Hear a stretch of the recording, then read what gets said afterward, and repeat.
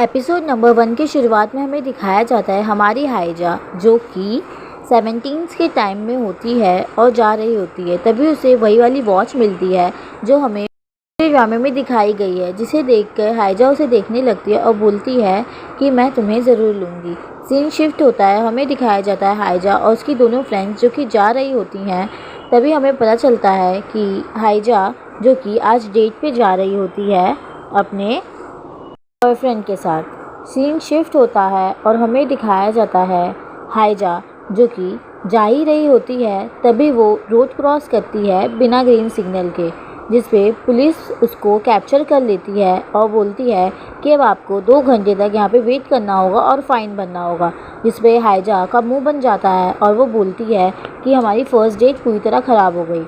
जिस पे जुन्हा बोलता है ऐसा नहीं है। ऑफिसर जुन्हा को बोलता है कि आप इस तरह यहाँ पे नहीं रुक सकते, आपको उधर जाना होगा। जिस पे जुन्हा जाने लगता है। तभी हाइजा उसको देखती है और बोलती है कि कितना बुरा है, मुझे यहीं पे अकेला छोड़ के चला जा रहा है। तभी जुन्हा भी वहाँ पे बिना ग्रीन सिग्नल के रोड क्रॉस करता है, हाइजा के साथ वहाँ पे आ जाता है और बोलता है कि हमारी फर्स्ट डेट है ना, इसे हम बहुत ज़्यादा मेमोरेबल बनाएंगे। नेक्स्ट सीन में हमें दिखाया जाता है कि वो दोनों घूम रहे होते हैं। तभी जुन्हा हाइजा के चिक पे हाथ रखता है और तभी हाइजा को लगता है कि शायद वो उसे किस करने वाला होता है, लेकिन वो उसे किस नहीं करता है, वहाँ से चला जाता है। नेक्स्ट सीन में हमें दिखाया जाता है कि जुन्हा जो कि प्रेजेंट टाइम में होता है और हाइजा को चेक कर रहा होता है।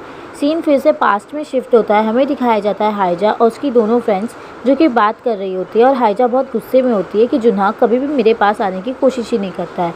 सीन शिफ्ट होता है, हमें दिखाया जाता है हाइजा और जुन्हा दोनों जो कि डेट के लिए आए होते हैं।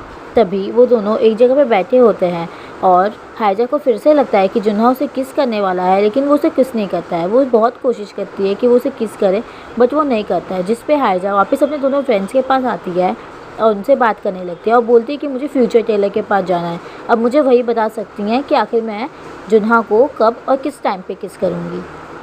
जिस पे हमें दिखाया जाता है कि हाइजा और उसकी दोनों फ्रेंड्स फॉर्चून टेलर के पास आई होती है। तभी हाइजा उससे अपना सवाल पूछती है और फॉर्चून टेलर बोलती है कि तुम्हें कल किस करना होगी। ये सुन के हाइजा बहुत ज़्यादा खुश हो जाती है। उसके बाद फॉर्चून टेलर हाइजा की फ्रेंड को देख के बोलती है क्या तुम साधु बनना चाहते, जिस पे वो बोलती है कि नहीं मैं साधु नहीं बनना चाहती। जिस पे बोलती है कि तुम्हें साधु बन जाना चाहिए, जब तक तुम साधु नहीं बनोगी तब तक वो तुम्हारा पीछा करता रहेगा और फाइनली तुम्हें उसी से शादी करनी होगी। जिस पे उसकी फ्रेंड को कुछ समझ में नहीं आता है। तभी वो उसे बोलती है कि तुम अपने लाइफ में 3 चीज़ों का रिग्रेट हमेशा करती रहोगी।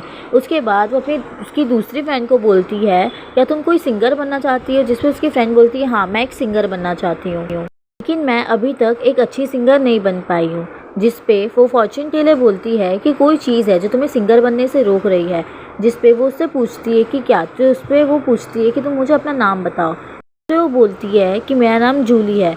तभी वो फॉर्चून टेलर बोलती है हाँ मुझे कमी मिल गई, कमी तुम्हारे नाम में है, तुम्हें अपना नाम बदलना होगा, तुम्हारा नाम बदलते ही तुम सिंगर बन जाओगी। जिसपे वो बोलती है कि मैं क्या नाम रखूँ। जिसपे वो बोलती है कि तुम अपना नाम ओ बो बी रख दो। जिसपे वो बोलती है ओ बो बी। यहाँ पर हमारा सीन कट हो जाता है और हमें दिखाया जाता है हाइजा और जुन्हा जो कि जा रहे होते हैं। तभी वहाँ पे कर्फ्यू लग जाता है, लोग उनके पीछे भागने लगते हैं, जिसकी वजह से उन लोग एक जगह छुप जाते हैं और फिर उन लोग के बीच में किस होती है। हाइजा जो कि अपने किस होने की वजह से बहुत ज़्यादा खुश हो रही होती है और अपने दोस्तों को सब बता रही होती है, जिस पे उसके फ्रेंड्स भी खुश होते हैं। जिसमें उसकी जो फ्रेंड जिसने फॉर्चून टेलर के बोलने पे अपना नाम चेंज किया था वो भी उसे एक डेब्यू एल्बम मिल जाता है, जिसपे वो भी बहुत खुश हो जाती है। नेक्स्ट सीन में हमें दिखाया जाता है हाइजा जो कि ओल्ड होती है और हॉस्पिटल में होती है। तभी उससे मिलने के लिए उसकी फ्रेंड आती है दोनों, जहाँ पे हमें पता चलता है कि उसकी दोनों फ्रेंड भी जो कि ओल्ड हैं वो दोनों बात कर रही होती हैं और बता रही होती हैं कि तुमने याद है कि जब हम फॉर्चून टेलर के पास गए थे तो उन्होंने मुझे कहा था कि मैं हमेशा 3 चीज़ों का रिग्रेट करती रहूँगी। मैं सच में 3 चीज़ों का रिग्रेट करती हूँ। पहला कि मैंने तुम्हारे भाई से प्यार किया, दूसरा मैंने अपनी टीनेज में उसे डेट किया, तीसरा कि मैंने अपने उसे डेट किया। वहाँ पे ओ बोबी भी आ जाती है, जिसे देख के वो तीनों बहुत ज़्यादा खुश हो जाती हैं और तीनों बहुत सारी बातें करती हैं पुराने टाइम के बारे में। वो तीनों बाहर बैठी होती हैं। तभी ओ बोबी का एक फ़ैन आता है जो कि उससे ऑटोग्राफ लेता है।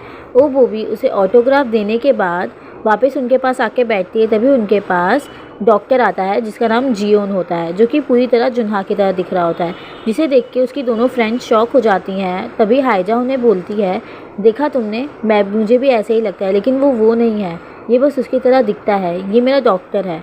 सीन फिर से पास्ट में आता है और हमें दिखाया जाता है हाइजा, जो कि फिर से जुन्हा से परेशान होती है क्योंकि वो उसे प्रपोज़ नहीं कर रहा होता। तभी वो प्लान बनाती है कि वो उसके साथ कहीं बाहर जाएगी। यहाँ पे हमें दिखाया जाता है कि जुन्हा का भाई, जो कि सोजू, जो कि फिर से सिर्फ रेडियो पर बकवास कर रहा होता है और पूरा दिन घर पे बैठा रहता है। सीन शिफ्ट होता है, हमें दिखाया जाता है कि वहाँ पे ट्रिप पे ज़बरदस्ती सोजू भी उनके साथ आ गया होता है। वो दोनों मिलकर आग जला रहे होते हैं। तभी जुन्हा जो होता है वो हाइजा के पास जाता है।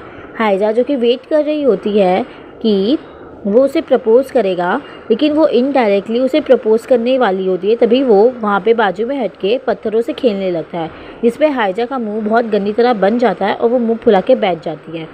जिस पे जुन्हा उसके बाजू में आता है और उसे एक पत्थर देता है, बोलता है कि तुम भी फेंको ना पानी में, जिस पे वो फेंकती है। तभी वो उससे रिंग देता है और उसे भी हाइजा गलती से फेंक देती है, जिसके बाद वो बोलता है कि मैं तुम्हें प्रपोज़ करने वाला था। जिस पे हाइजा उससे पूछती है कि तुम मुझे इतने समय से प्रपोज़ करने वाले थे, तुमने मुझे पहले प्रपोज़ क्यों नहीं किया। जिस पे जो जुन्हा होता है वो उससे रिंग देके फाइनली प्रपोज़ करता है और ये सीन भी बहुत ब्यूटीफुल होता है। तभी हाइजा अपने पर्स में से वो वॉच निकालती है और जुन्हा को पहना देती है और बोलती है कि अगर आज तुम मुझे प्रपोज़ नहीं करते तो मैं तुम्हें प्रपोज़ करने वाली थी और मैं तुम्हारे लिए वॉच भी लाई हूँ। और ये सीन भी बहुत ज़्यादा ब्यूटीफुल होता है जब वो दोनों एक दूसरे को प्रपोज़ करते हैं और फिर ऐसे हक वगैरह करते हैं। नेक्स्ट सीन में हमें दिखाया जाता है कि सोजू और हाइजा की फ्रेंड, जो कि दोनों आई होती हैं, तभी वो दोनों के पूरे बाल बिखरे हुए होते हैं और लिपस्टिक फैली हुई होती है। सीन कट हो जाता है, हमें दिखाया जाता है हाइजा और जुन्हा, जो कि दोनों ने शादी कर ली होती है और एक स्टूडियो में उनकी फ़ोटो लगी होती है। तभी हमें कैमरा जूम करके दिखाया जाता है कि जुन्हा के हाथ में वही वाली वॉच होती है जिससे टाइम ट्रेवल हो सकता था। नेक्स्ट सीन में हमें दिखाया जाता है कि जो कि हाइजा का डॉक्टर होता है और हाइजा का बेटा, वो दोनों ही उसकी कंडीशन के बारे में बात कर रहे होते हैं और यहाँ पे हमें पता चलता है कि हाइजा को एक बीमारी है जिसमें उसे हेलुसिनेशन होता है और वो अपने मन से स्टोरी बना सकती है।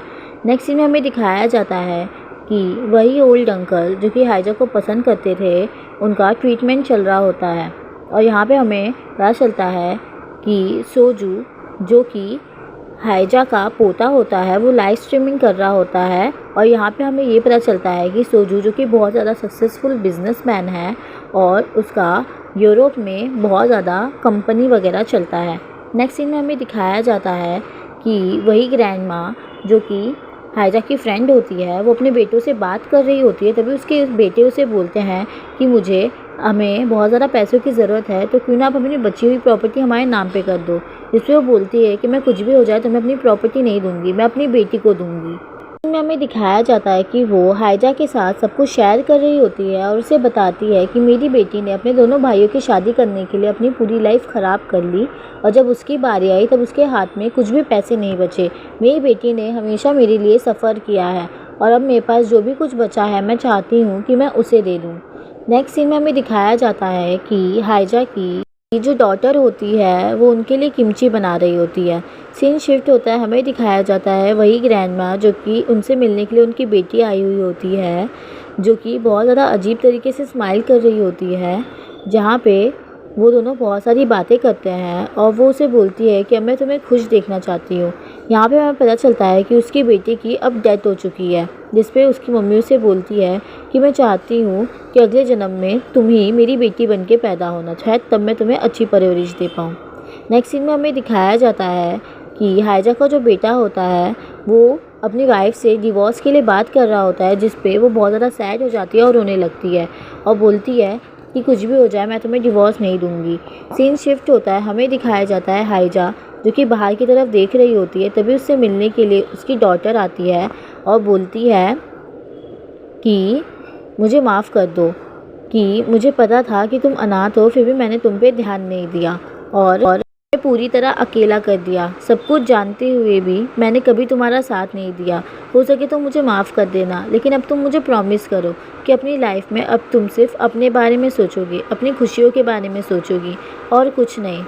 जिस पे वो बहुत ज़्यादा रोने लगती है। नेक्स्ट डे जब वो हाइजा से मिलने के लिए आती है तब वो बोलती इसके हाथों को देखती है और बोलती है कि तुम्हें पता है मेरा भी एक हेयर सैलून है।